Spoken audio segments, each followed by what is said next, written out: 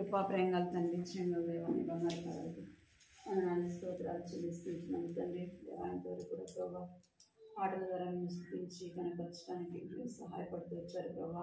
మీ కొందనాన్ని స్తోత్రాలు చెల్లిస్తున్నాం తండ్రి. నాన్న తండ్రి ఇంకా సరైన విధానంలో ప్రభావ పాడలేకపోయాను ప్రభావ, క్షమించండి తండ్రి. ఇంకా చక్కగా పాడగలుగుతున్నాను తండ్రి. మీరు మాకు నేర్పించండి ప్రభావ. మీ వద్ద నేర్చుకుంటూ కూడా మీరు మాకు సహాయం చేయమని ఈ సన్నిధిలో ప్రార్థిస్తున్నాం ప్రభావ. కృప చూపించండి. అంత మాత్రమే కాదు ప్రభావ, అనేక పరిశుద్ధ గ్రంథంలో నుంచి ప్రభావ తండ్రి, జీవం కలిగిన దేవుని గ్రంథంలో నుంచి ప్రభావ తండ్రి దేవ మీరు మాట్లాడమని ప్రార్థిస్తున్నాను తండ్రి. ఆది అందు వాక్యం ఉండని వాక్యం, దేవుని యొద్ద వాక్యం, దేవుడి యొద్దని సెలవిచ్చినట్టుగా వాక్యమైన దేవుడు కనుక ప్రభావ తండ్రి నీ వాక్యం ద్వారా మీరు మాట్లాడమని ప్రార్థిస్తున్నాను తండ్రి. నిత్య జీవపు మాటలు కలిగిన దేవుడు కనుక ప్రభావ మీరు మాట్లాడమని ప్రార్థిస్తున్నాను తండ్రి. సహాయించండి ప్రభావ, కృప చూపించండి. నిలబడుతున్నాను కూడా మీరు జ్ఞాపకం చేసుకోండి, కృప చూపించండి. నన్ను నీ నోటి బురగా వాడుకోండి ప్రభావ, సహాయించండి, కృప చూపించండి ప్రభావ. మీరే నన్ను బలపరచమని ప్రార్థిస్తున్నాను తండ్రి. బలహీనరాన్ని జ్ఞాపకం చేసుకోండి ప్రభావ. నీ ప్రజల మధ్య నిలబడటానికి నాలో ఎంత మాత్రం కూడా యోగ్యత లేదు ప్రభావ, నేను యోగ్యురాలు కాదు ప్రభావ. అయినప్పటికీ నువ్వు నన్ను ప్రేమించి జ్ఞాపకం చేసుకొని రక్షించి ప్రభావ మీ పని కొరకే పిలిచిన దేవుడు గనక, పిలిచిన దేవుడు నమ్మదగిన దేవుడు గనక ప్రభావ నీ నమ్మకత్వాన్ని ప్రభావ నాయన మీరు రుజుపరుచుకుంటున్నామని నీ సన్నిధిలో ప్రార్థిస్తున్నాను ప్రభావ. సహాయించండి. ఆత్మ చెప్పు సంగతులు చెవిగలవాడు వినుగాక అని సెలవిచ్చినారు తండ్రి. దేవా అయితే ఆత్మీయ చెవులు కలిగి మీ మాటలు వినటానికి, వాటిని గ్రహించడానికి ప్రభావ నా తండ్రి దేవ మా యొక్క అనుదిన జీవితంలో మేము ఎలా నడుచుకోవాలి ప్రభావ నీ వాక్యం ద్వారా మీరు మాతో మాట్లాడండి. అలాగ నడుచుకున్నట్టుగా ప్రభావ మిమ్మల్ని సిద్ధపరచండి. మా దృష్టి మా గమనము ప్రభావ మీ వైపు చూడడానికి సహాయించండి తండ్రి. దేవ కొద్ది సమయం ప్రభావ నా తండ్రి సంఘక్షేమం కొరకే, అనేకుల యొక్క క్షేమం కొరకే ప్రభావ, ఈ కుటుంబం క్షేమం రక్షణ కొరకే ప్రభావ నా తండ్రి దేవ ప్రార్థించడానికి ప్రార్థన ఆత్మ ప్రార్థన భారం దయచండి ప్రభావ. నానా కృప చూపించండి. ఈ సమయం ఎంతో దీవెనకరంగా వచ్చింది, ఈ సమయం ఎంతో ఆశీర్వాదకరంగా వచ్చింది. ఎక్కడ ఇద్దరు ముగ్గురు కూడి నా నామం ప్రార్థిస్తారో వారి మధ్యలో ఉంటానని సెలవిచ్చిన దేవుడు ప్రభావ. సంఘముగా స్త్రీలముగా ప్రభావ ఈ సన్నిధిలో చేరువస్తున్నాం తండ్రి. మమ్మల్ని కనికరించి మీరే సహాయం చేయమని ఈ సమయాన్ని మమ్మలను ప్రభావ నామటు నన్ను నీ చేతులకు అప్పగించుకుంటూ యేసుక్రీస్తు నామములో స్తుతించి ప్రార్థిస్తున్నాను తండ్రి. ఆమేన్.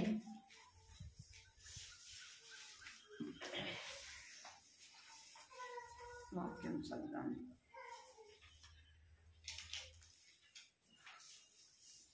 తిమోతి రాసిన పత్రిక, మొదటి తిమోతి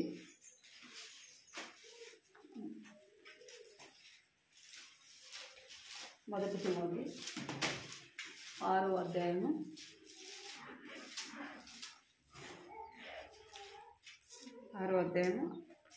5 నిమిషాలు తీయండి అందరూ. మొదటి తిమోతి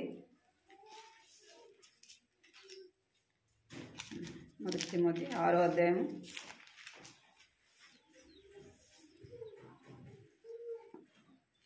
5 నుంచి చదువుదాం. చెడిపోయిన మనసు కలిగి అందరూ చెడిపోయిన మనసు కలిగి సహితమైన దైవభక్తికి అవసాధకమైన మనుషుల వ్యర్థమైన వారిని కలిగించినవి అయితే సంతృష్టిమైన దైవభక్తి గొప్ప లాభ సాధనమై ఉన్నది.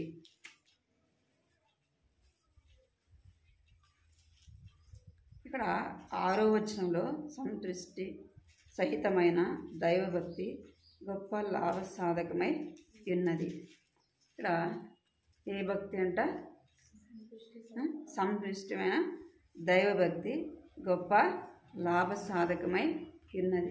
ఇక్కడ భక్తిని గురించి చెప్పబడింది. భక్తిని గురించి చెప్పబడుతూ అంటే మనం భక్తిగా ఉన్నప్పుడు మనం ఏం కావాలని కోరుకుంటాం? ఏదైనా మేలు కావాలని కోరుకుంటాం. వారి ద్వారా మనకి ఏమైనా రావాలని కదా. దాని ద్వారా మనం ఏం కోరుకుంటామంటే లాభం కావాలని కోరుకుంటాం. అంటే ఒక మాట మనం చెప్పుకుంటే విగ్రహాలు చేస్తున్నారనుకోండి, వాళ్ళు దాని ద్వారా వాళ్ళకి ఏమొస్తుంది? వాటిని చేసి అమ్ముట ద్వారా ఏమొస్తుంది? లాభము వస్తుంది. ఒక అందుకు భక్తి కదా, ఒకటేమో భక్తి, రెండోది ఏమొస్తుంది? లాభం కదా. అంటే ఒక పని చేస్తే దానిలో నుంచి ఏం కావాలని కోరుకుంటారు? మనుషుడు లాభం కావాలని కోరుకుంటాడు. అందుకే అపోస్తుల కార్యం చూడండి. అపోస్తుల కార్యము 19వ అధ్యాయము అపోస్తుల కార్యం 19, 25, 26 చదవండి. 19వ అధ్యాయం. అతడు వారిని అట్టి పని చేయు ఇతరులను గుంపు కూర్చి, అయ్యలారా, ఈ పని వలన మనకు జీవము బహుబాగుగా జరుగుతున్నదని మీకు తెలియను. అయితే చేతులతో చేయబడినవి దేవతలు కావని ఈ పౌలు చెప్పి ఎఫెసులో మాత్రం కాదు, దాదాపు ఆసియాయందంతటా బహుజనములను ఒప్పించి తిప్పి ఉన్న సంగతి మీరు చూసి విని ఉన్నారు. మరియు చాలు ఇక్కడ విగ్రహాలు చేసుకుంటూ అమ్ముకుంటూ వచ్చినారు. అక్కడ అపోస్తుడైన పౌలు అక్కడ వెళ్ళి సువార్త చేసినప్పుడు వారు ఏం చేస్తూ వచ్చారంటే, నిజమైన దేవుణ్ణి తెలుసుకున్న వారు విగ్రహాలను పూజిస్తారా? విగ్రహాలను కొంటారా? అందుకే వాళ్ళు అంటున్నారు, మనం దీని ద్వారా ఎంతో లాభము సంపాదించుకుంటూ వచ్చినాము. పౌలైతే ఏం చేస్తున్నాడు, వాటి గురించి చెప్తున్నాడు. చెప్పడం ద్వారా మనకి ఏమవుతుందంటే లాభము పోతుంది. లాభం ఏమైపోతుంది? బిజినెస్ ఏమైపోతుంది? లాస్ అయిపోతుంది. తనకు రావాల్సింది తను నష్టపోయేవాడుగా ఉంటాడు అనమాట. అదే అపోస్తుల కార్యంలోని ఇంకొక మాట కూడా చూడండి, 24వ అధ్యాయం 26వ వచనం. 24వ అధ్యాయం 26వ వచనం అపోస్తుల కార్యం. తర్వాత తనకు ద్రవ్యం దొరుకునని ఆశించి మాటిమాటికి అతన్ని పిలిపించి అతనితో సంభాషణ చేయించింది. ఏం చెప్పబడింది? తరువాత పౌలు వలన తనకు ద్రవ్యము దొరుకునని ఆశించి మాటి మాటికి అతన్ని పిలిపించి అతనితో సంభాషణ చేయించు. అంటే ఇక్కడ భక్తి ఉండొచ్చు, కానీ ఆ భక్తి ఎలాంటిదిగా ఉందంటే ఏదైనా లాభం కావాలని కోరుకుంటున్నారు. అలాంటి భక్తి దేవుడు మెచ్చడు. మనం ఇప్పుడు దేవుని ఇంటికి వెళ్తున్నాం, దేవుని మందిరానికి వెళ్తున్నాం. ఎందుకు వెళ్తున్నాం మనం? దేవుడు ఏమైనా ఇస్తాడని కదా. ఏ ఆశ ఉంటుంది మనలో? ఉద్యోగాలు ఇస్తాడు, పెళ్ళిళ్ళు చేస్తాడు, ఇంకా మనల్ని ఆశీర్వదిస్తాడు అంటే ఆశించిపోతాం. కానీ దేవుడు నీకు చేయాల్సింది ఏం చేసినాడు? చేశాడా లేదా?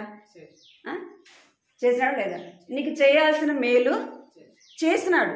కొన్నిసార్లు మనం ఏమంటామంటే, నేను దేవుని మందిరానికి ఎన్ని సంవత్సరాల నుంచి వెళ్తున్నా కదా, నాకేం ప్రయోజనం, నాకేమి లాభం కదా, నాకేం వచ్చింది, అసలు నాకేం దొరికింది అని. అంటే నువ్వు దేనికి వెళ్తున్నావు? లాభం కొరకు వెళ్తున్నావు.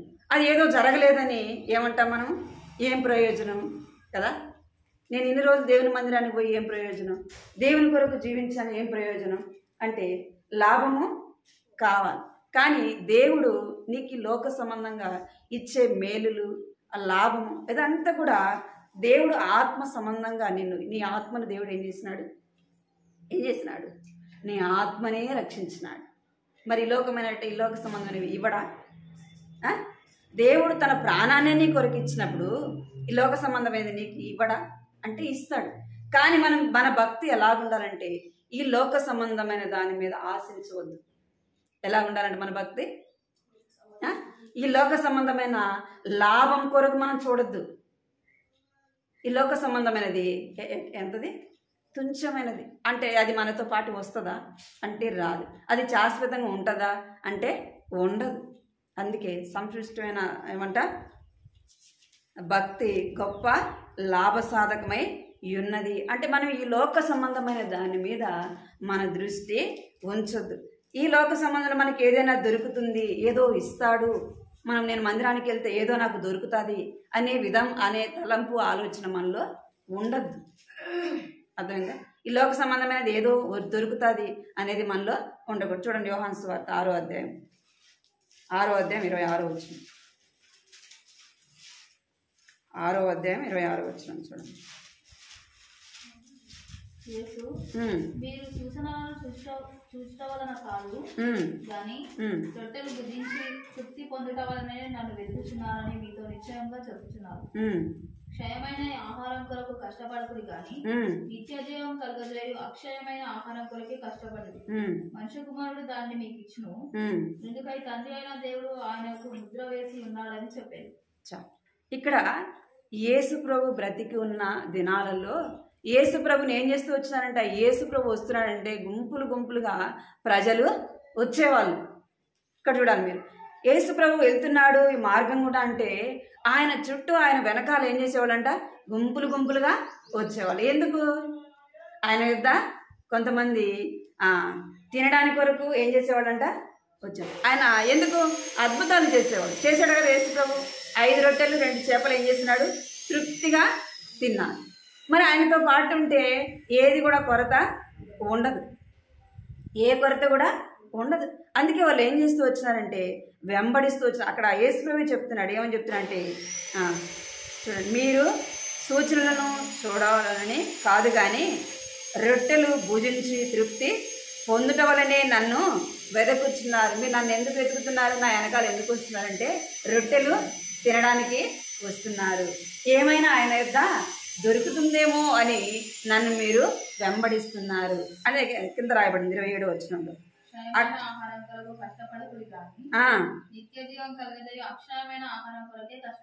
చాలు. ఇక్కడ ఏమంటే ఈ లోక సంబంధమైన తిండి కొరకు, ఈ లోక సంబంధమైన ఏదో సంపాదించుకోవాలా, ఏదో దాచుకోవాలా అని మీరు ప్రయాసపడవద్దు, కష్టపడవద్దు. అవన్నీ దేవుడు ఏం చేసినాడు, మీకు ముందే ఇచ్చినాడా లేదా? మన పిల్లలు మనల్ని అడక్కమనిపోయి ఏం చేస్తాం, వాళ్ళకి బట్టలు, వారికి తిండి కదా, వారికి ఆస్తి వారు అడుగుతారా? వారు కడుపులో ఉన్నప్పుడే ఏం ఆలోచన ఉంటుంది, పిల్లలకి ఏమైనా ₹1 ఉంచాలి. మన తింటమే కాదు, ఏం చేయాలా, భవిష్యత్తుకు వాళ్ళకి ఏం చేయాలా, కొద్దిగా ఉంచాలని మన మైండ్లోకి వస్తుంది రాదా? వారి భూమి మీదకి రాకమునిపోయి ఇంకా వారి చిన్న పిల్లలుగా ఉన్నప్పుడు వారి కొరకు ఏమైనా సంపాదించాలి, వారికి ఏమైనా ఎత్తి పెట్టాలా, మన వంతు మనం ప్రాణంతో ఉన్నప్పుడే వారి కొరకు ఏం చేయాలా, సమకూర్చాలని తపన ఆలోచన. ఎందుకు వాళ్ళు అడుగుతారా? అడగ అంటే నువ్వు ఈ లోక సంబంధంగా నీవు నీ బిడ్డల విషయమే అంత ఆలోచన కలిగి ఉంటే మనల్ని సృష్టించిన సృష్టికర్త నీకేమి ఇవ్వాలో ఆయన తెలీదా? తెలుసు. అందుకే అంటున్నాడు, ఈ లోక సంబంధమైన దాని కొరకు నువ్వేం చేయొద్దు, కష్టపడవద్దు, ప్రయాసపడవద్దు. దేని కొరకు పడాలంట అంటే నిత్య జీవము కొరకు. ఆ మాటను చూడండి, ఏం రాయబడింది అక్కడ, ఆహారము కొరకు కష్టపడకూడదు కానీ నిత్య జీవము కలగచేయు అక్షయమైన ఆహారము కొరకు కష్టపడుడి. దేని కొరకు కష్టపడాలంట, నిత్య జీవం కొరకు ప్రయాసపడాల. దేవుని దగ్గరికి వస్తే, దేవుని మందిరానికి వస్తే ఏదో ఇస్తాడని, ఏదో దొరుకుతుందని కదా. మనం ఏం చేస్తామంటే మనకు తెలివి ఎక్కువ అసలు కదా. ఏదైనా జరగకపోతే ఎక్కడికి వెళ్తాం, దేవుని మందిరానికి వెళ్తాం. అది జరగంగానే ఏం చేస్తాం, దేవుని మర్చిపోతాం. అది జరగంగానే మర్చిపోతాం. అది మనం కొన్ని రోజులు వెళ్ళినాక అది జరగలేదనుకుంటూ ఏమైపోతుంది మన మనసులో, ఇది జరిగేది కాదు. ఎందుకు మన ప్రయాస కదా, అదే మనం ఆలోచించేది. అంటే యేసు చెప్తున్నాడు, ఈ లోక సంబంధమైన దాని కొరకు మీరు కష్టపడవద్దు, ప్రయాసపడవద్దు. అటని పని చేయకుండా ఉండమని కాదు, అటని పని చేయకుండా ఇంట్లో కూర్చొని తినమని కాదు. అంటే లోక సంబంధమైన దాని కొరకు లాభాన్ని ఆశించి ఏం చేయొద్దంట, ఎక్కువ కష్టపడవద్దు అని చెప్తున్నాడు. దేని కొరకు మనం ప్రయాసపడాలంటే నిత్య జీవము కొరకు ప్రయాసపడాలి. పర సంబంధమైన దాని కొరకు మనం ప్రయాసపడాలి. పర సంబంధమైన దాన్ని మనం సంపాదించుకున్నట్టుగా ఏం చేయాలంట, ప్రయాసపడాలా. అలాగే మన జీవితము ఉండేదిగా ఉండాలి. చూడండి, యెహోషువ 33:31.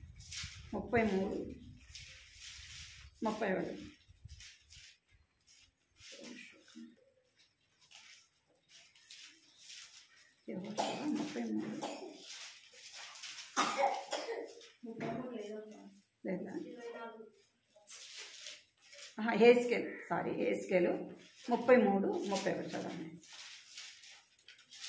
హెస్కేలు గ్రంథం 33:31.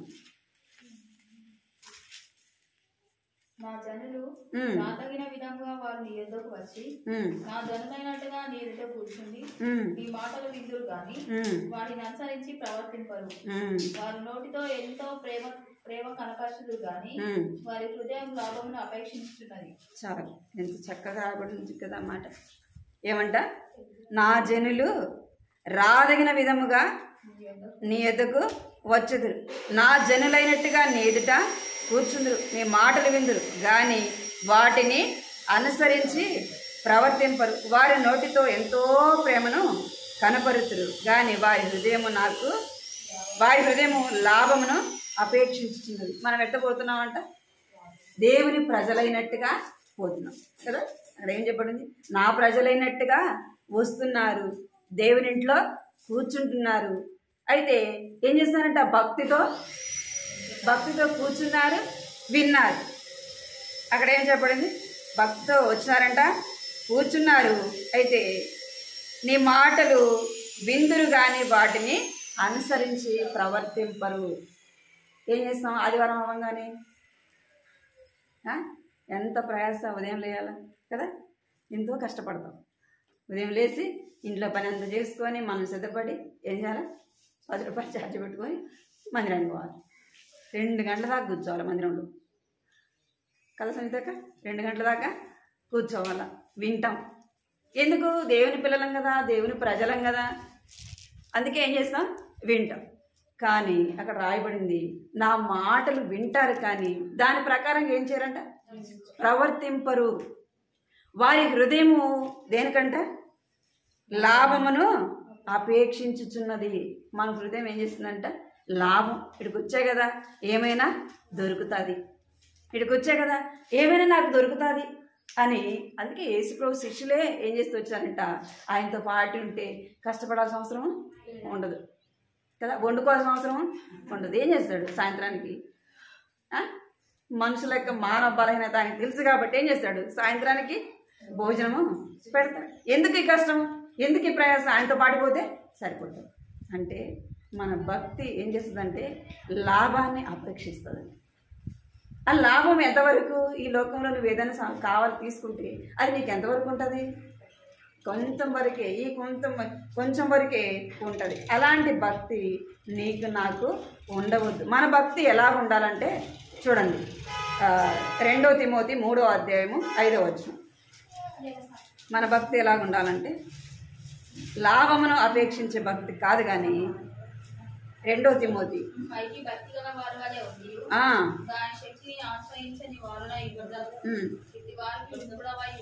చాలు ఇక్కడ వినండి.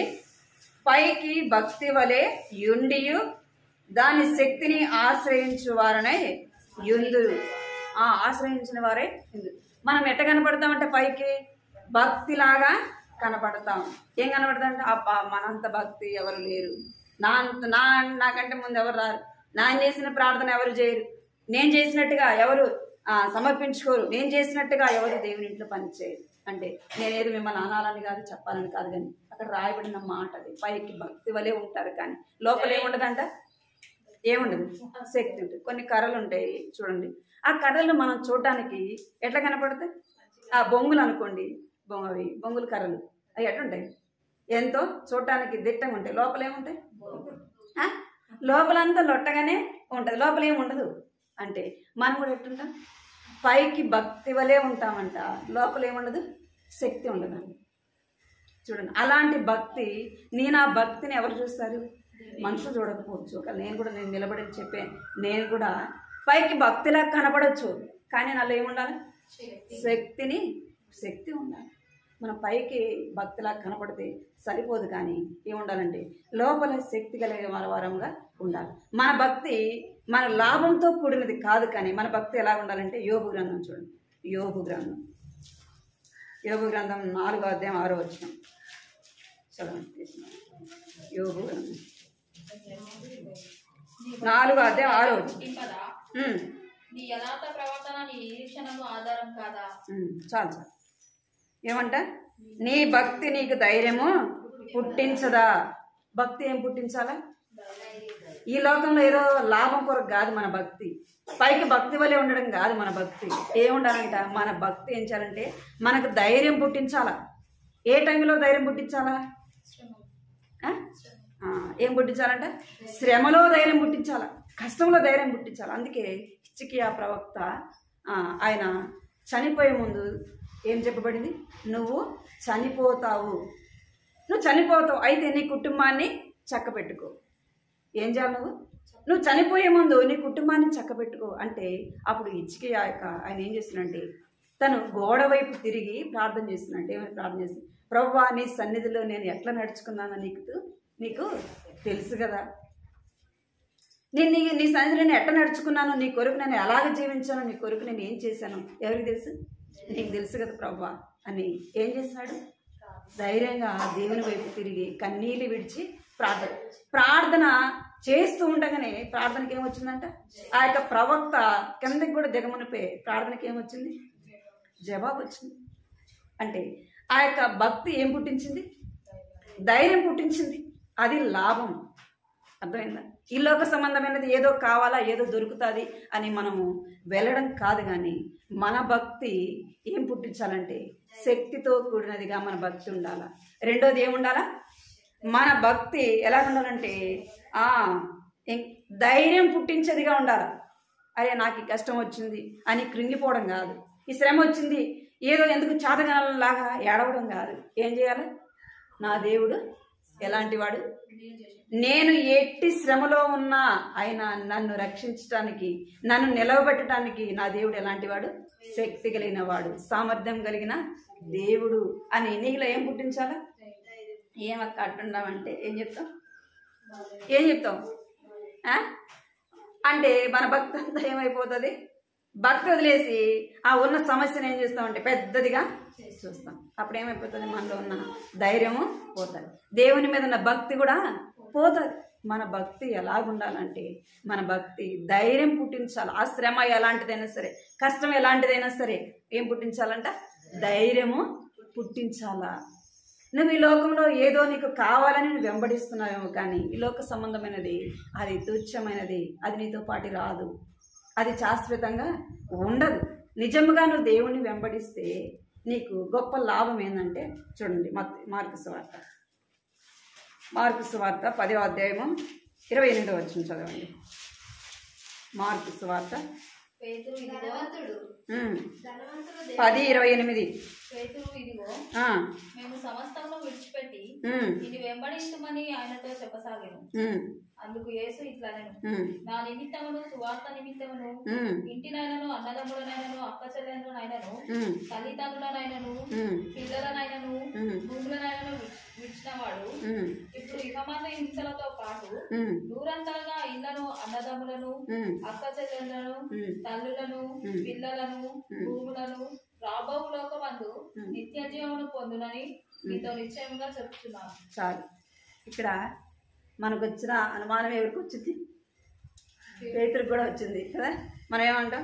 ఇన్ని రోజులు దేవుని కొరకు జీవించాను కదా, దేవుని కొరకు ఇన్ని సమర్పించుకుంటాను కదా, నాకేం లాభం అని మనం కొన్నిసార్లు అనుకుంటాం కదా, అనుకుంటాం కూడా. ఇక్కడ పేతురు కూడా అన్నాడు, ప్రభువా మేము వెంబడిస్తున్నాం కదా, మరి మేము మా ఇళ్ళను వదిలిపెట్టినాం, మా పిల్లల్ని వదిలిపెట్టినాం, మా భూములు వదిలిపెట్టాం. యేసు ప్రభు మిమ్మల్ని నేను ఏం చేస్తాను? మనుషుల పట్టుగా జాగ్రత్తగా చేస్తాను. మీరు ఏం చేయాలంటే వదిలిపెట్టి రమ్మన్నాడు. వదిలిపెట్టి రమ్మన్నప్పుడు వాళ్ళు అంటున్నారు, ప్రభువా నీ కొరకు వదిలిపెట్టినాం కదా, మరి మాకేం వస్తుంది అంటే దేవుడు అంటున్నాడు, నువ్వు ఈ లోక సంబంధంగా ఇవన్నీ వదిలిపెట్టినావు కాబట్టి నీకేం దొరుకుతుంది పరలోకంలో? 100 రెట్లుగా నువ్వు ఏం చేయబడతావు అంటే ఆశీర్వదించబడతావు. అంటే 100 రెట్లుగా నువ్వు పొందేవాడుగా ఉంటావు. ఎక్కడ అంటే ఆత్మ సంబంధమైన ఆశీర్వాదాన్ని, దీవెన నువ్వు పొందుతావు. అది నిత్యము ఉండేది కదా, నిత్యము ఉండేది. అందుకే బక్సింగ్ అంకులు ఏం చేసినాడంటే తాను ఈ లోక సంబంధమైన ఏం చేసినాడు? వదిలిపెట్టినాడు కదా. ఈ లోక సంబంధమైన దాన్ని ఆయన వదిలిపెట్టి రావడం ద్వారా ఆయన భక్తి ఆయనకి ఏం పుట్టించింది? ధైర్యము పుట్టించింది. ఇంకేం పుట్టించిందంటే ఆయన ఆత్మ సంబంధంగా ఎంతో ఆశీర్వదింపబడ్డాడు కదా. ఆయనకి అది ఆయన చనిపోయినప్పుడు ఎన్నో వేల మంది ఆయన చూడటానికి వచ్చినారు కదా. ఆయన పరిచయం దేవుడు ఏం చేసినాడు? ఆశీర్వాదం. అది ఆయనకు ఆత్మ సంబంధమైన ఆశీర్వాదాన్ని దేవుడు ఇచ్చినాడు. ఆయన లోక సంబంధంగా ఒకవేళ తన కుటుంబం అందరూ కలిపి ఒక 100 మంది ఉండొచ్చేమో కదా, వాళ్ళ బంధువులు, రక్త సంబంధికులు అందరూ కూడా. అయితే ఆత్మ సంబంధంగా ఎంతమంది సంపాదించుకున్నాడు? 100 రెట్లుగా సంపాదించు. ఆయన ఏదైతే వదులుకున్నాడో అంతకు ఎంత పొందినాడు? 4 గంటలుగా పొందుతూ వచ్చినాడు. అంటే అలాగ మనం ఈ లోక సంబంధమైన దాన్ని మనం అనుకుంటాం. ఏదైనా లాభం కావాలని వస్తే ఆ లాభం నువ్వు ఈ లోకంలో సంపాదించుకోవాలా, ఈ లోకంలో నాకు కావాలంటే అది నువ్వు తుచ్చమైనది కాదు, నువ్వు దాన్ని తీసుకొని పోలేదు. ఒకవేళ నువ్వు ఈ లోకంలో సంతోషించవచ్చేమో, కానీ నీకు ఎక్కడ ఉండదు? పరలోకంలో ఆ యొక్క బహుమానం నువ్వు అక్కడ చూడలేవు. చూడండి మత్తయి సువార్తలో కూడా ఉంది అన్నమాట. 19:28 మత్తయి సువార్త. ప్రపంచ పునర్జితం నందు మనుష్య కుమారుడు తన మహిమగల సింహాసనము మీద ఆసీనుడై ఉండినప్పుడు నన్ను వెంబడించిన మీరును 12 సింహాసనముల మీద ఆసీనులై ఇశ్రాయేలు 12 గోత్రముల వారికి తీర్చును. చాలు. ఆయనను వెంబడించినందుకు వారికి వచ్చే లాభం ఏంటంటే ఏం చేస్తారంట? లోకానికి తీర్పు తీర్చేవారుగా ఉంటారు. యేసు ప్రభు లోకానికి వచ్చినప్పుడు ఏం చేస్తామంటే మనము ఆయనతో పాటు వచ్చి అనేకులకు లోకానికి ఏం చేస్తామంట? తీర్పు తీర్చేవారముగా ఉంటాం. ఎంత గొప్ప ఆశీర్వాదం అసలు కదా! ఆశీర్వాదమా కదా అది? ఆయనతో పాటు నిత్యము ఉంటాము, నిత్య జీవాన్ని మనము పొందుతాము.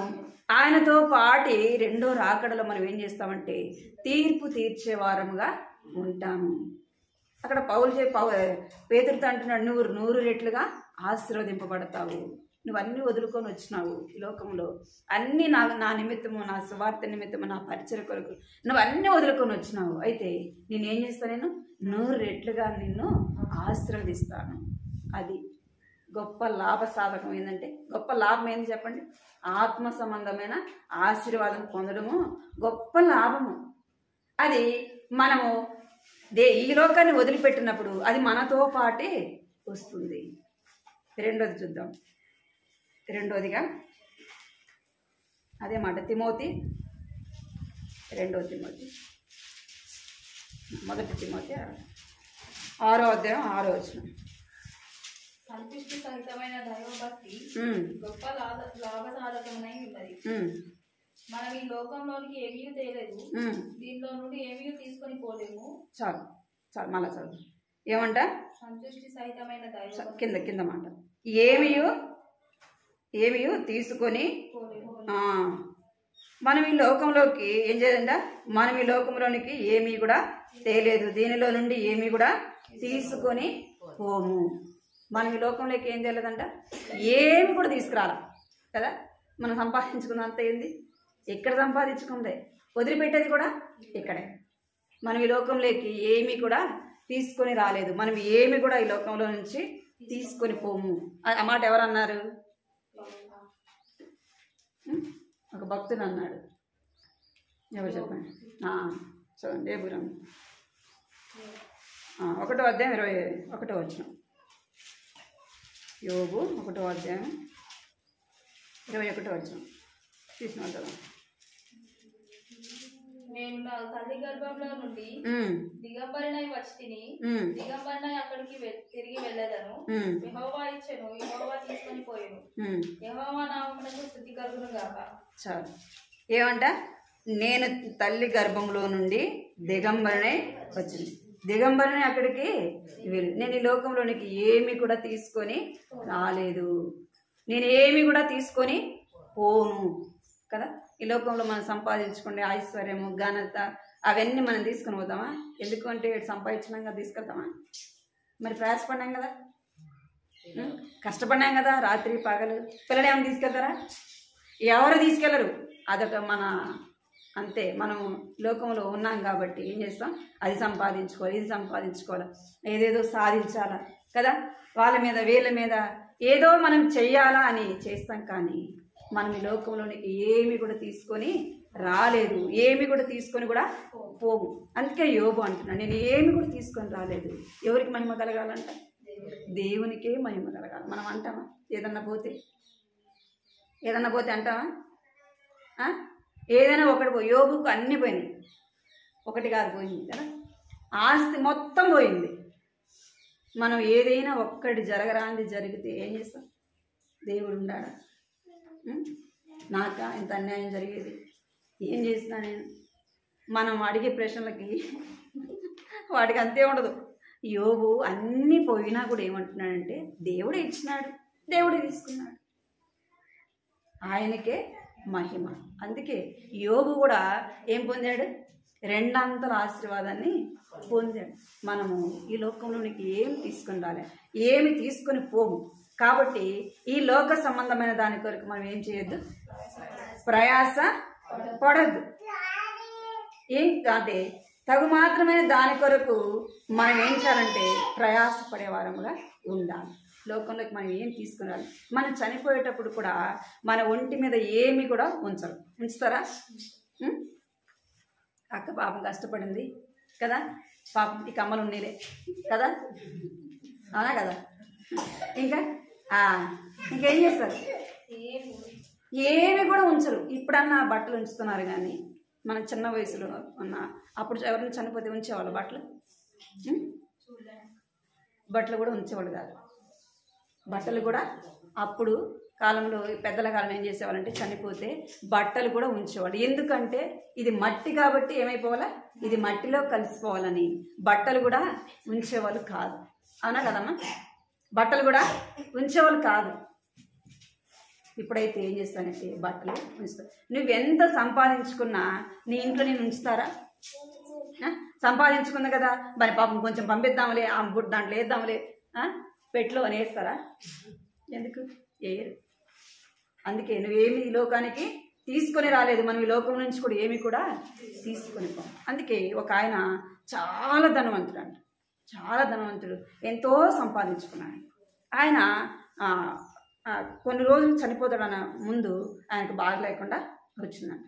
కనీసం ఆయన ఒంటి మీద బట్టలు వేసుకోవటానికి కూడా ఆయన శరీరం ఏం చేయదంట, సహకరించేది కాదు. అంటే ఆయన శరీరం ఎట్లా ఉందో మీరు ఆలోచించాలి. ఆయన ఎట్లా ఉండేవారంటే బాక్స్లో పెట్టేవాళ్ళు, బాక్స్లోనే ఉంచేవాళ్ళు. ఆయన చనిపోయేటప్పుడు ఆయన చెప్పాడంటే, ఏమని చెప్పాడంటే, నా 2 చేతులు ఏం చేయాలా, బయటికి పెట్టండి, నేను చనిపోతే నన్ను మోసుకుని పోతాను, 2 చేతులు ఏం చేయాలా, బయట పెట్టాలి అన్నాడు. ఎందుకు అంటే నేను ఇంత సంపాదించినా నేనేం ఎట్టబోతున్నా, ఒట్టి చేతులతో పోతున్నా అని అంటే గుర్తు తెలియటానికి ఏం చేయనంట, నా 2 చేతులు కూడా బయట పెట్టండి. అంతర్దానికి మనం ఏం చేస్తాం చెప్పండి? మనం ఏం తీసుకొని రాము, ఏం తీసుకొని పోము, కానీ దాని కొరకు మన కష్టం, మన ప్రయాస చెప్పడానికి వీళ్ళే రాత్రి పగలు ఎంతో కష్టపడతాం. దేవునికి ఇవ్వాల్సిన సమయాన్ని ఇవ్వకుండా కూడా ఏం చేస్తాం, కష్టపడతాం. దేవునికి ఇవ్వాల్సిన సమయం, దేవుని సన్నిధిలో గడపాల్సిన సమయం కూడా దేవుని సన్నిధిలో గడపకుండా మన కొరకు, మన కుటుంబం కొరకు మనం ప్రయాసపడతాం. అందుకే వాక్యం చెప్పబడుతుంది, నువ్వేమి కూడా తీసుకొని రాలేదు, నువ్వేమి కూడా తీసుకొని పోవు అని చెప్పబడుతుంది. చూడండి, కీర్తనలు 49వ అధ్యాయం 17వ వచనం. కీర్తనలు 49:17. వాడు చనిపోయినప్పుడు ఏమీ కొనిపోడు, వాని ఘనత వాని వెంట దిగదు. ఏమంట? వాడు చనిపోయినప్పుడు ఏమీ కొనిపోడు, వాని ఘనత ఏం చేయదంట, వాని వెంట దిగదు. ఘనత రాదు, సంపాదించుకున్న డబ్బులు రావు, ఇల్లు పొలాలు ఎన్నో సంపాదించుకుంటాం, అవి ఏవి కూడా రాదు. కనీసం మన ఘనత కూడా మన వెంట రాదు. ఏది మన వెంట వస్తుందంటే మన క్రియలు మన వెంట వస్తాయి. ఏమొస్తాయంట? మన క్రియలు మన వెంట వస్తాయి. మనం చెడు చేస్తే చెడు మన వెంట వస్తుంది అని కూడా చదవండి ఆ మాట కూడా. లూకాసు వార్త 6వ అధ్యాయం 45వ వచనం. లూకాసు వార్త. సజ్జనుడు తన హృదయంలో మంచి ధననిధిలో నుండి సద్విషయంలో బయటకు తెచ్చును, దుర్జనుడు చెడ్డ ధననిధిలో నుండి దుర్విషయములను బయటకు తెచ్చును. హృదయం నిండి ఉండి దానిని బట్టి ఒకని నోరు మాటలాడు. చాలు. మంచివాడు ఏం చేస్తాడంట? మంచి ధననిధిలో నుండి మంచి వాటిని తీసుకుని వస్తాడంట. మంచి చెట్టు ఏం చేస్తుంది? మంచి ఫలాలే కాస్తుంది కదా. పనికిరాని చెట్టు పనికిరాని పనులే ఫలిస్తుంది. ఇక్కడ చెప్పబడుతుంది, ఘనత వాని వెంట రాదు. అంటే మనం మంచి పనులు చేస్తే మన క్రియలే మన వెంట వస్తాయి. మంచి చేస్తే మంచి మన వెంట వస్తుంది, చెడు చేస్తే చెడే మన వెంట వస్తుంది. ఒకవేళ మనుషులు చెప్పచ్చు, మన బతుకున్నప్పుడు వాడంత పనికి మనోడు లేడు, వీడంత పనికి మనోడు లేదు కదా, వాళ్ళు అట్టోళ్ళు వీళ్ళు అట్టోళ్ళు చెప్తారు. చచ్చిపోయినాక ఏం చెప్తా? అబ్బా చాలా మంచివాడు అని చెప్తాం కదా. ఎందుకు? మనుషులు మెచ్చుకోవడానికి చెప్తాం.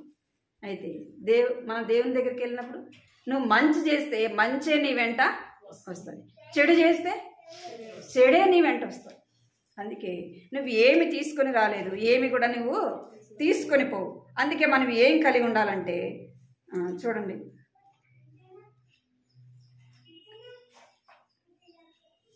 ఏమి కూడా మనం ఈ లోకంలోకి తీసుకొని రాలేదు.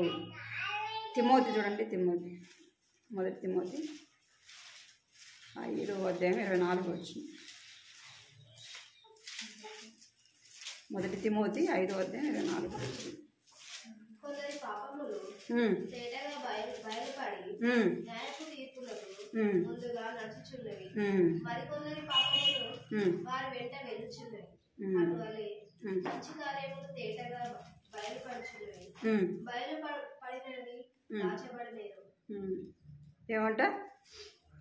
కొందరి పాపములు తేటగా బయలుపడుచున్నవి అంటే మన పాపములే మన వెంట వస్తాయి. మంచి చేస్తే మంచి మన వెంట వస్తుంది, చెడు చేస్తే చెడే మన వెంట వస్తుంది. మనం ఈ లోకంలోకి ఏం తీసుకొని రాలేదు, ఏమి కూడా తీసుకొని పోవు. అయితే మనం పోయేటప్పుడు ఏం చేస్తాం?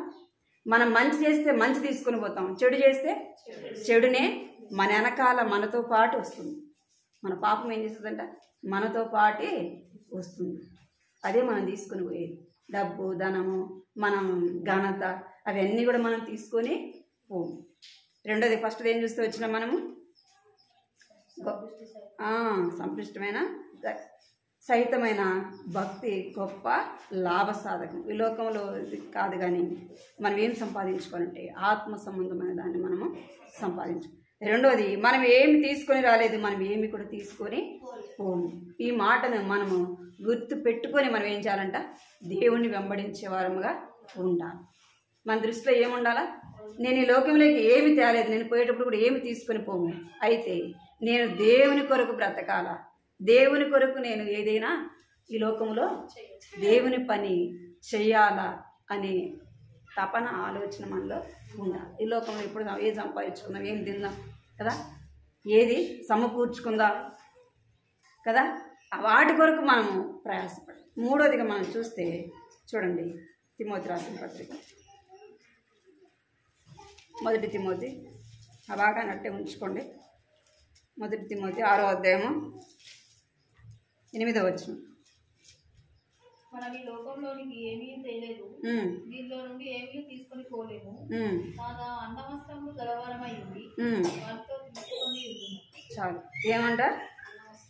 కాగా అన్న వస్త్రములు గలవారమై ఉండి వాటితో తృప్తి పొందియుందుము. ఏం కావాలి మనకి ఈ లోకంలో? తినడానికి తిండి, కట్టుకోవటానికి బట్టలు, తలవాల్చుకోవటానికి నీడ, అంతేనా కావాల్సింది? ఈ మూడు మనకు ప్రాముఖ్యం. తిండి ఒకటి, కట్టుకోవడానికి బట్ట, ఉండటానికి నీడ. ఈ మూడు ఉంటే చాలు. నువ్వు ఈ లోకంలో దేవుని కొరకు బ్రతకటానికి ఈ మూడు నీకుంటే చాలు. ఎన్ని ఉన్నా ఇప్పుడు అంతా ఆస్తుంది, మనం ఏదైనా బాగలేదు, మనం ఏమైనా మంచి మంచి వండుకొని తినగలమా? తినగలమా? తినలే కదా. షుగర్ ఉండేవాడు ఉంటారు, ఆ ఇంట్లో పలహారాలు చేసినామనుకో, వాళ్ళ బలం ఎట్ట బిగింది చెప్పండి? చేస్తాం, కానీ వాళ్ళు ఏం చేయకూడదు? తినకూడదు. తృప్తిగా తినటానికి లేదు. ఎందుకు? శరీరంలో ఉన్న బలహీనత. అందుకే చెప్తున్నాడు, ఏం కావాలంట మనకేం కావాలా? కాగా అన్న వస్త్రములు గలవారమై ఉండి వాటితో తృప్తి పొందిండుడి. వేటితో తృప్తి పొందాలంట? కడుపు నిండా అన్నం దొరికితే చాలు ప్రభువా, నీ కొరకు నేను బ్రతుకుతా కదా, బ్రతికుంటే నీ పని చేస్తా. మనం ఏం చేయాలంటే దేవుడు మనకి కావలసినవన్నీ కూడా ఇచ్చాడు. వాటితో మనకి ఏం కలగదు? తృప్తి కలగదు. తిన్నాగానే ఏమనిపిస్తుంది? ఇంకా ఇంకా ఇంకా ఇంకా ఇంకా ఏదో కావాలా, ఇంకా ఏదో తెచ్చుకోవాలా, ఇంకా ఏదో సంపాదించుకోవాలి, ఇంకా ఏదో సమకూర్చుకోవాలి అంటే ఉన్నదాంతో మనం ఏం చేయము? తృప్తి పడము. ఉన్న వాటిని బట్టి తృప్తి పడక ఏం చేస్తామంటే ప్రయాసపడతా ఉంటాం. వాటి ద్వారా వచ్చేది ఏం చెప్పండి? నష్టం. ఉన్న వాటితో తృప్తిగా తిని ఉంటే ఏ సమస్య ఉండదు. అధిగమించిపోతే ఎంతో బాధపడాల్సి వస్తుంది. మా అమ్మ గురించి చెప్తా. మా అమ్మ ఏంటంటే కొడుకుంటాడు, అది ఇంట్లో ఇప్పుడు ఒక ఇంట్లో ఒక ఇంటికి మనం వెళ్ళామనుకో, ఆ ఇంట్లో ఉన్న వస్తువులు బట్టి ఏమనిపిస్తుంది మనకి? మన ఇంట్లో కూడా ఉంటే బాగుంటుంది కదా. మన ఇంట్లో ఉంటే కూడా వాళ్ళకు ఉంటే మనకు కూడా ఉంటే బాగుంటుంది. ఏం చేస్తాం? మనకు ఆ డబ్బు లేకపోయినా ఏం చేయాలి? అప్పైనా చేసి తెచ్చుకోవాలి. ఇంకేం చేయాలి? కంతులు ఏం చేయాలి? కంతులు తీసుకోవాలైనా ఏం చేయాలి? మీరు తీసుకున్నారా?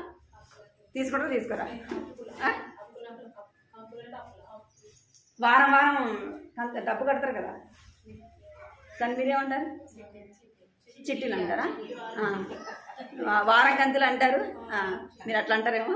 అట్లా కడప జిల్లా వైపు ఏమంటారంటే కంతులు అంటే ఈ వారానికి ఒకసారి లేదంటే నెలకు ఒకసారి వచ్చి డబ్బు కట్టించుకొని పోతుంటారు. మరి డబ్బు లేనప్పుడు ఎందుకు అంత అవసరం? అట్లా మా అమ్మ అట్లా తీసుకొని అట్లా చేసి ఎంతో అప్పు చేసింది. చెయ్యి సరిగా ఉండదు మా అమ్మకి. ఈ వయసులో కూడా కష్టపడి పనిచేస్తుంది. ఎందుకు అంటే అప్పుడు చేసిన అప్పులు అధిగమించిపోవడం వల్ల ఏంది? ఈ వయసులో ఏం చేయాలా? చూసారు కదా మా అమ్మని మీరు. ఈ వయసులో ఏం చేయాలా? ఇప్పుడు గంగమ్మ వయసు ఉందనుకోండి, ఇప్పుడు ఆ వయసులో ఏం చేయాలా? ఏదో వండింది తిని నెమ్మదిగా ఉండాలి. ఇప్పుడు ఆ వయసులో అప్పులు ఉన్నాయనుకోండి, ఆ వయసులో ఏం చేయాలా? పనిచేసి అప్పుల్ని తీర్చాలి. అదే జ్ఞానం కలిగి నీకు కాడ ఉన్న 10 రూపాయలను జాగ్రత్త చేసుకుంటే కష్టపడాల్సిన అవసరం ఉంటుందా? అంటే ఉన్న దాంతో తిని తృప్తిగా ఉండకుండా మనం అధిగమించిపోతే ఏం చేయాలి? ఎన్నో కష్టాలు బాధల్ని అనుభవించాలి. అందుకే చెప్తున్నాడు, అన్న వస్త్రము గలవారమై ఏం చేయాలంట? వాటి ద్వారా మనం తృప్తి పొందాలి. మనకున్నదే తృప్తి పడాలి. ఆమె ఏదో ఆమె దగ్గర ఏమో ఉండే, ఈమె దగ్గర ఏమో ఉండే, వాళ్ళ దగ్గర ఉండే, వీళ్ళ దగ్గర ఉన్నాయంటే బాధపడేది ఎవరు? మనమే చేసేది. ఆడవాళ్ళే మనం శరీరమే చేసేది అంట కదా. ఆ యొక్క ఆచారం కొనుక్కుంది, ఆ యొక్క బంగారం కొనుక్కుంది, ఈ యొక్క బంగారం కొనుక్కుంది. మన కళ్ళు ఎట్లాంటి చూసినట్టన్నీ కావాలంటాయి. వాటి ద్వారా మనమే బాధపడతాం చెప్పండి. మన కుటుంబంలో వారందరూ కూడా ఏం చేయాలి? బాధపడాలి. భర్త బాధపడాలి మనం చేసిన తప్పుకి, మన బిడ్డలు బాధపడాలి. అర్థమవుతుంది? మనం అందరం కూడా బాధపడాలి. ఉన్నదాంతో నువ్వు తృప్తిగా ఉంటే నీ భర్త బాధపడాల్సిన అవసరం లేదు, నీవు నీ పిల్లలు కూడా ఏం చేయాలి? బాధపడాల్సిన అవసరము. అప్పులుంటే ఎంత బాధ ఉంటుంది చెప్పండి. అప్పులుంటే నాకు అప్పులు అంటేనే భయం. నేను ఎక్కడ షాప్కి వెళ్ళినా కానీ కనీసం ₹1 కూడా పెట్టిరాను. ఎందుకు అంత అన్న అంటాడు, మళ్ళీ ఇస్తాను తీసుకురావచ్చు కదా అంటాడు. నాకైతే భయం. నేను ఎందుకు చెప్తున్నానంటే అప్పులు అనేది చాలా కష్టం, చాలా ఇబ్బంది. ఏం చేస్తారు?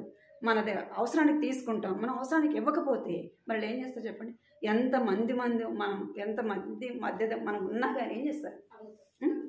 ఏ మాట పడితే ఆ మాట మాట్లాడతారు. ఎందుకు? మనం ఉన్నదాంతో సర్దుకోకపోవడం ద్వారా ఏమొస్తుంది? కష్టం వస్తుంది. నీకు వాళ్ళెవరో ఏమో పెట్టుకున్నారు, వీళ్ళెవరో ఏమో పెట్టుకున్నారు, వాళ్ళేమో సంపాదించుకున్నారు, వీళ్ళేమో సంపాదించుకున్నారంటే బాధపడేది ఎవరు? నీకే.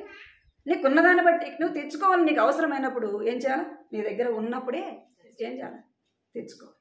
అవి ఇస్తున్నారు కదా, ఆ వస్తువు తీసి పెట్టుకుని, ఈ వస్తువు తీసుకుని సమయానికి వాళ్ళు వచ్చినప్పుడు డబ్బు కట్టకపోతే డోకరాని అనుకోండి, ఏం చేస్తారు? తీసుకుని అందరు కట్టేటప్పుడు మనం కట్టకపోతే ఒప్పుకుంటారా?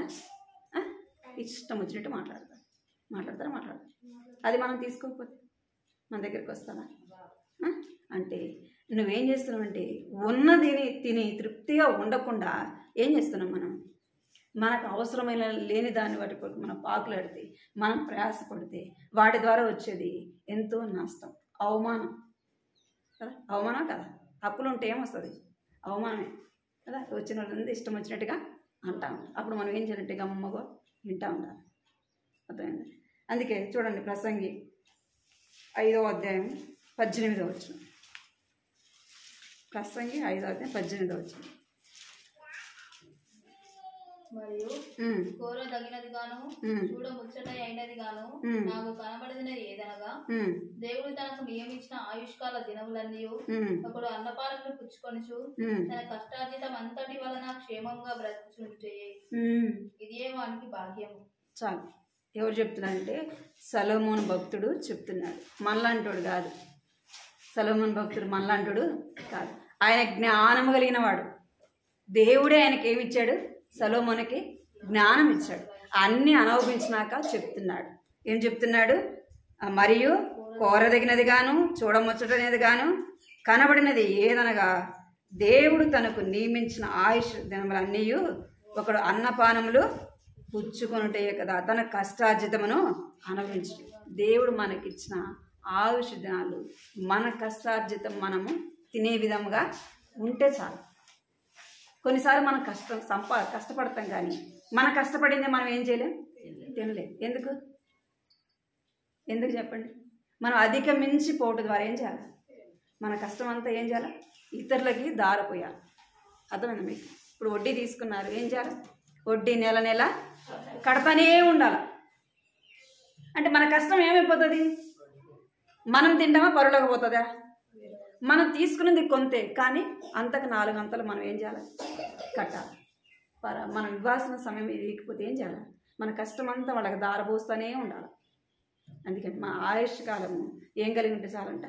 అన్నపానములతో తృప్తి పొందితే చాలు అని సొలొమోను భక్తుడు చెప్తున్నాడు.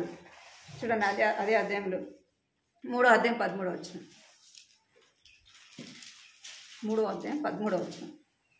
మరియు ప్రతివాడు అన్నపానములు పుచ్చుకొనుచు తన కష్టార్జితం వలన సుఖమనుభవించుట దేవుడిచ్చు బహుమానమే అని తెలుసుకుంటుంది. చాలు. ఏమంట? ప్రతివాడు కూడా ఏం చేయాలంటే తన కష్టాన్ని అనుభవిస్తూ సంతోషముగా ఉండటే దేవుడిచ్చు బహుమానం అంట. తన కష్టాన్ని తింటూ సంతోషంగా ఉండటే అదే బహుమానం. అంతకంటే ఏం కావాలి చెప్పండి? మన కష్టం మనం తింటా ఉంటే అంతకుమించి సంతోషం ఏముంది? అప్పులు లేవనుకోండి, మనం 10,000 సంపాదిస్తాం. ఆ 10,000 మనం ఏం చేస్తాం? మనం తింటాం, మన పిల్లలు తృప్తిగా తింటాం. అదే అప్పు ఉంటే సగం వాడిపోతుంది. మనకేముంటుంది? ఇంకా సగమే ఉంటే మనం తృప్తిగా తింటామా? తినలేదు. దానివల్ల మనకు సంతోషం ఉంటుందా అంటే సంతోషము ఉండదు, దుఃఖము, బాధ. ఎందుకు చేశారా ఈ అప్పు కదా, ఎప్పుడు కట్టాలా, ఎప్పుడు తీర్చాలా అనేదే మన హృదయం అంతా కూడా ఏం చెబుతుంది? ఒక విధమైన బాధ, వేదన కదా. అందుకే చెప్తున్నాడు. చివరిగా సామెతలు 30వ అధ్యాయం చూడండి. మనకేం కావాలో సామెతలు 30వ అధ్యాయం 7 నుంచి చదవండి. సామెతలు 30వ అధ్యాయం 7వ వచనం. నేను నీతో 2 మనవులు చేసుకొంచున్నాను. నేను చనిపోకముందు వాటిని నాకు అనుగ్రహింపు. వ్యర్థమైన వాటిని, అబద్ధములను నాకు దూరంగా నుంచుము. పేదరికమునైనను ఐశ్వర్యమునైనను నాకు దయచేయకుము. తగినంత ఆహారం నాకు అనుగ్రహింపుము. ఎక్కువైన ఎడల నేను కడుపు నిండిన వాడని నీకు విసర్జించి యెహోవా ఎవడని అందునేమో, లేక బీదనై దొంగిలి నా దేవుని నామమును దూషించునేమో. దాసుని గురించి చాలు. ఇక్కడ సొలొమోను భక్తుడు అడుగుతున్నాడు దేవుని దగ్గర. ఏమడుగుతున్నాడు? ప్రభువా, నేను చనిపోకముందు నాకు 2 వరాలు, 2 ఇమ్మని అడుగుతున్నాడు. ఏంది అంటే అక్కడ చెప్తున్నాడు, నేను చనిపోకముందు వాటిని నాకు అనుగ్రహించు, వ్యర్థమైన వాటిని, అబద్ధములు నాకు దూరముగా ఉంచుము. వ్యర్థమైన వాటి, ఈ లోక సంబంధం, మన లోకంలో పడే ప్రయాసం అంతా ఏమంట? వ్యర్థము. ఇంకొక మాట చెప్తున్నాడు. ఏమంటే అబద్ధములకు మనం ఏం చేయాలంట? అబద్ధాలకు ఏం చేయాలంట? దూరంగా ఉండాలి. ఇంకా ఏమంటున్నాడంటే పేదరికమైనను ఐశ్వర్యమైనను నాకు దయచేయకుము. ఏమవుతుందంట? పేదరికం వద్దు, ఐశ్వర్యము వద్దు.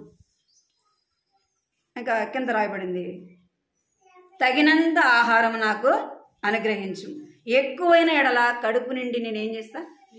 యెహోవా ఎవడు అందునేమో కదా. ఎక్కువైతే ఏం చేస్తాం?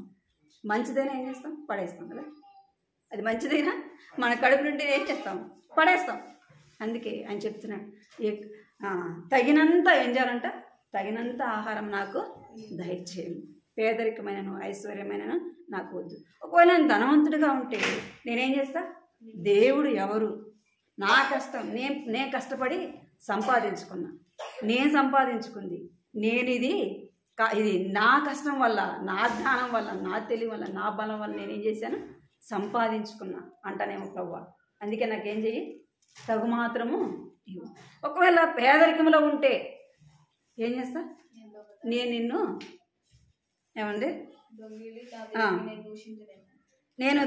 నేను పేదరికంలో ఉంటే దొంగతనం చేసి నా దేవుణ్ణి నేనేం చేస్తా?